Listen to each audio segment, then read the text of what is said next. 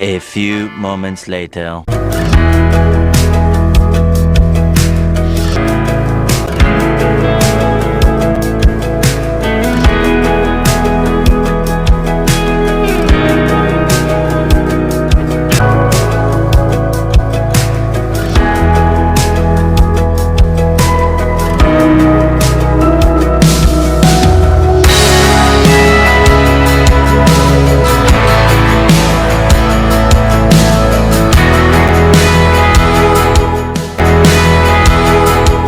हम लोग सोनमार्ग आ चुके हैं और यहाँ का नज़ारा देखिए। और यहाँ पर बहुत ही ज़्यादा ठंडी है, जो मैं कुछ कह नहीं पा रहा हूँ। यहाँ बारिश बढ़ने के कारण ठंडी बढ़ चुकी है। अब जो पीछे जो देख रहे हैं वो बर्फ़ जमा हुआ है और ये देख सकते हैं आप। यहाँ पर टूरिस्ट लोग आए हुए हैं, उस टूरिस्ट में एक मैं भी हूँ। मैं आपको बता दूं कि इस ग्लेशियर का नाम थाजीवास ग्लेशियर है और यहाँ के स्थानीय जो गार्ड है उसके द्वारा मैं बताता हूँ यहाँ का सरकारी रेट उन्हीं के जुबान से सुनिए। की सहायता के लिए क्या रेट दिया आपने सर घोड़े का?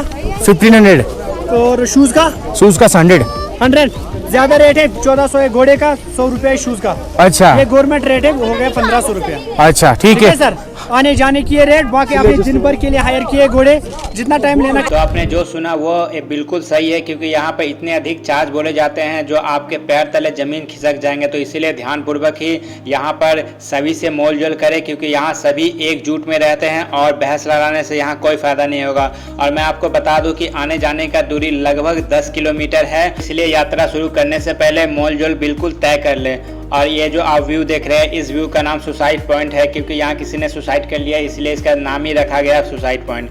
चलिए मैं आगे और भी आपको व्यू दिखाता हूँ। साथ ही मैं आपको बता दूं कि इस वीडियो में आपको मैं बिना वर्षा के समय का ये दिखा रहा हूँ। इसके बाद मैं आपको वर्षा के समय यहाँ का जो माहौल रहता है वो दिखाऊंगा। वर्षा के समय बहुत ही कीचड़ और बहुत ही घटिया तरीका से यहाँ पर जगह हो जाता है, क्योंकि जो घोड़े होते हैं उसको चलने में बहुत ही परेशानी का सामना करना पड़ता है और डर डर के आपको इस पर बैठना होगा। और ये जो अभी सूखा दिख रहे हैं, इससे हमें आपको घूमने में बहुत ही आनंद आएगा। और जब बारिश के समय पर घोड़े का आधा पैर यहाँ के कीचड़ में धंस जाते हैं, जिसके कारण बहुत ही डर लगता है, जैसे कि हमें भी बहुत डर लगा था। जैसा कि हम सभी जानते हैं कि हमारा ऋतिक रोशन लगभग लोगों का फेवरेट हीरो है और वो अपने एड में कहते हैं कि डर के आगे जीत है, और अपने बैग से निकालते हैं ट्यूब और अपने डर को भगाते हैं। उसी तरह मैंने भी अपने बैग से पानी का बोतल निकाला और पिया, और इसी तरह अपनी बिटिया के साथ झूम झूम कर पूरा ग्लेशियर को घूम डाला। मगर दुख इस बात का था कि जब हम सोनमार्ग पहुंचे तब बारिश का मौसम शुरू हो गया और ठंडी भी काफ़ी बढ़ गया था, मगर हम लोगों ने वस्त्र नहीं ले गया था, जिसके कारण हम लोग को ठंडी का भी सामना करना पड़ा। तो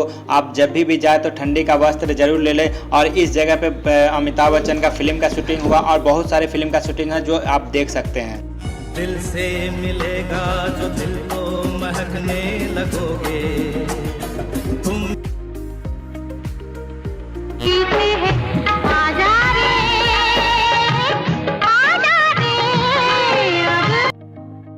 चला है डाल के मेरे हाथ में अपना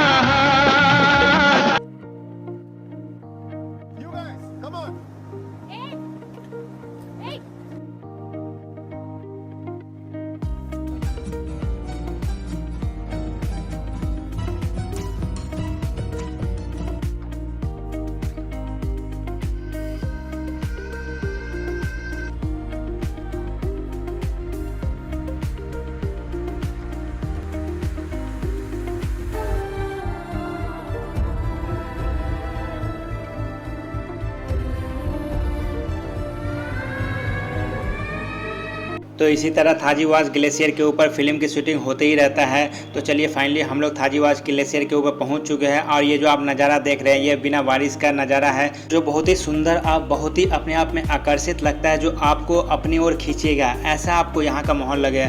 और मैं आपको बता दूँ कि यहाँ बहुत सारे राइड्स है जो आप कर सकते हैं, मगर आपको ये ध्यान में रखते हुए राइड्स को करना होगा, क्योंकि यहाँ पर भी चार्ज बहुत अधिक लिया जाता है। अगर आपको यहाँ पीछे से सपोर्ट भी करने वाला अगर चाहिए तो आपको ये 200 रुपया चार्ज करेंगे। तो इसीलिए जब भी आप कुछ भी तय करें उससे पहले आपको मोल भाव तय कर लेना। और मैं आपको बता दूं कि यहाँ एक प्लेट मैगी का कीमत भी 80 रुपया है। तो आप इसी से अंदाज़ा लगा सकते हैं कि यहाँ कितना अधिक चार्ज लिया जाता है। चलिए मैं आगे यहाँ का और भी मैं व्यू दिखाऊंगा और इस ग्लेशियर के संबंधित और भी सारी बातें बताऊंगा। जब मैं घूमने के लिए आया यहाँ पर तो 4 चांद लगने के जगह यहाँ पर राहु केतु का नज़र लग गया, जिसके कारण वर्षा हो गया और हम लोग को घूमने में जो 4 चांद लगना चाहिए था वो राहु केतु लगने के कारण हम लोग का जो घूमने का जो मज़ा है ना वो किरकिरा गया। तो चलिए मैं इस ग्लेशियर के बारे में और भी बातें मैं बताता हूँ और आप आगे वीडियो और व्यू को देखकर आनंद लेते रहिए। यह ग्लेशियर भारत पाक नियंत्रण रेखा के पास स्थित इस ग्लेशियर का प्राकृतिक इतिहास भी है। ये भारत का सबसे बड़ा और दुनिया का दूसरा सबसे बड़ा ग्लेशियर भी है। थाजीवास ग्लेशियर सोनमार्ग से 3 किलोमीटर दूरी पर स्थित एक उत्तम सौंदर्य है जो पूरे बर्फ से ढके हुए समुद्र के स्तर से 3000 मीटर ऊपर स्थित यह थाजीवास ग्लेशियर जम्मू कश्मीर के सबसे महत्वपूर्ण आकर्षणों में से एक है, जो पर्यटकों और प्राकृतिक प्रेमियों के लिए लोकप्रिय स्थल बना हुआ है। यहाँ का जो मौसम है पूरे वर्ष ठंडा और खुशनुमा रहता है और ठंडी के दौरान तापमान 0 डिग्री से नीचे भी हो जाता है।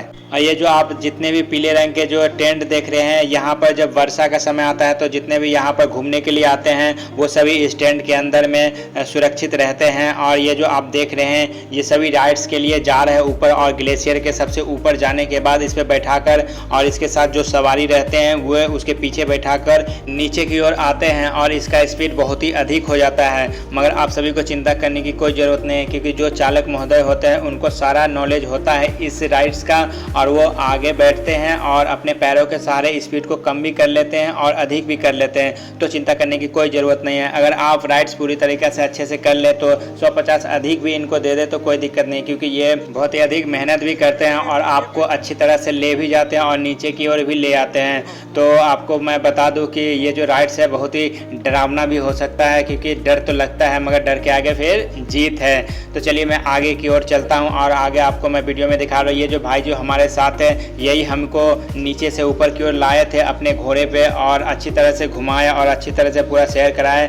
और ये जो आप देख रहे हैं इसी तरह आपको बैठा दिया जाएगा और उसको आगे की ओर ले जाता है। फिर ऊपर जाने के बाद इस पर बैठने के बाद आपको स्लिप कराया जाता है। तो डर तो लगता है मगर ये भाई लोग को पूरा नॉलेज है। देखिए हमारी बेटियां भी जा रही है और ऊपर से जाने के बाद आपको स्लिप कराया जाता है। तो डरना नहीं है, आराम से घूमना है, एंजॉय करना है फुल्ली, जैसे मैं कर रहा हूँ। और ये जो राइड्स है इसका चार्ज आपको 700 रुपया बताया जाएगा या फिर 1000 भी बताया जा सकता है। तो उचित मूल्य अपने अनुसार ही तय कर ले, क्योंकि आपको मैं पहले ही बता दूँ यहाँ चार्ज अधिक बोला जाता है। खैर चार्ज तो अधिक बोला जाता है मगर इन लोगों को मेहनत भी है। तो चलिए थोड़ा सा मैं बर्फ़ से खेल लेता हूँ बच्चों की तरह। और यहाँ पर अगर आप दारू का बोतल ले जाए तो और मज़ा आएगा, क्योंकि बर्फ़ की यहाँ पर कोई कमी नहीं है। आराम से एक कॉकटेल बनाकर उसमें बर्फ़ का गोला डालकर आराम से पी सकते हैं और इन्जॉय कर सकते हैं फुल्ली। यहाँ के वेदर के साथ भी और बर्फ़ के साथ भी फुल्ली इंजॉय के साथ आप इंजॉय कीजिए। मगर हम लोग इंजॉय थोड़ा कम कर पाए, क्योंकि जब हम लोग यहाँ पर आए तो बारिश का मौसम शुरू हो गया था। और ये जो आप जितने भी गंदगी देख रहे हैं बर्फ़ के ऊपर, ये पैरों में नीचे से धूल लगने के कारण, मिट्टी लगने के कारण ये गंदगी नज़र आ रहा है, वरना ये पूरा ग्लेशियर पूरा वाइट नज़र आता है। अब थोड़ा सा मैं भी बच्चा बन जाता हूँ यहाँ पर, अपनी बिटिया के साथ बर्फ़ का गोला बनाकर खेलता हूँ। और अब मेरा भी राइड्स करने की बारी आई और इन्होंने मुझे बता दिया है इस तरह करना है, मगर मैंने पैर उठाया ही नहीं, क्योंकि ये बहुत ही स्पीड पकड़ लेता है जिससे डर भी लगता है। क्या पता नीचे ही पूरा चला जाऊं, तो डर तो लगता है। आप देख सकते हैं बच्चों से भी बढ़ के मैं बार बार गिर रहा हूं। तो इसीलिए ध्यानपूर्वक यहाँ जो भी कीजिए ध्यान से ही कीजिए, क्योंकि स्लिप करता है यहाँ पर बहुत ज़्यादा पैर। तो दोस्तों फाइनली हम लोग को अब यहाँ से जाने का समय हो गया है, क्योंकि 4-5 घंटा अगर रेगुलर आप फुल्ली इंजॉय करते हैं, मस्ती करते हैं, तो आपका बॉडी भी जवाब दे देता है चुपचाप से अब रेस्ट कर लो ना तो तबीयत ख़राब हो जाएंगे। तो आपको पता ही है कि अगर बाहर में अगर आपका तबीयत ख़राब होगा तो कितना कष्ट का सामना करना पड़ता है। तो इसीलिए लिमिट में ही आप एंजॉय कीजिएगा। और आप जानते हैं कि हम अपने वातावरण से, अगर आप जम्मू कश्मीर जाते हैं तो वहाँ का वातावरण कुछ और रहता है। तो इसलिए लिमिट में ही आप एंजॉय कीजिएगा और सेफ्टी ज़रूर रखिएगा, क्योंकि वहाँ का जो माहौल है, वहाँ का जो वेदर है वो यहाँ से भिन्न हो जाता है, तो तबीयत ख़राब होने का संभावना बढ़ जाता है। तो इसलिए अपने साथ आप दवा ज़रूर रख ले, सर्दी खांसी जुकाम का जो आपको थोड़ा सा भी फील हो तो आप दवा खाकर कर उसे ठीक कर सकते हैं, ताकि आपको घूमने में किसी प्रकार का कोई बाधा ना आ सके। तो दोस्तों इस वीडियो को मैं यहाँ ही समाप्त करता हूँ और फिर मिलते हैं आप सभी दोस्तों से पार्ट 6 में। और पार्ट 6 में मैं आपको बताऊँगा माता रानी नौ दुर्गा का मंदिर भी दिखाऊँगा, साथ में वहाँ का कहानी भी बताऊँगा। फिर उसके साथ ही बाबा जीतो का कहानी भी बताऊंगा और बाबा जीतो का मैं मंदिर भी दिखाऊंगा। तो फिर मिलते हैं और 6 पार्ट में। तो फिर दोस्तों यह वीडियो आप सभी दोस्तों को कैसा लगा ज़रूर कमेंट के माध्यम से बताइएगा। और जितने भी हमारे भाई बंधु नए हैं आते हैं हमारे यूट्यूब चैनल पर, तो सब्सक्राइब ज़रूर कर लीजिएगा, ताकि आपको मेरा जो ब्लॉग है वो आपके पास सबसे पहले जाए और आप मेरे ब्लॉग के साथ एंजॉय करें और भारत का भ्रमण करें। तो फिर मिलते हैं दोस्तों पार्ट 6 में, तब तक के लिए बाय, जय हिंद।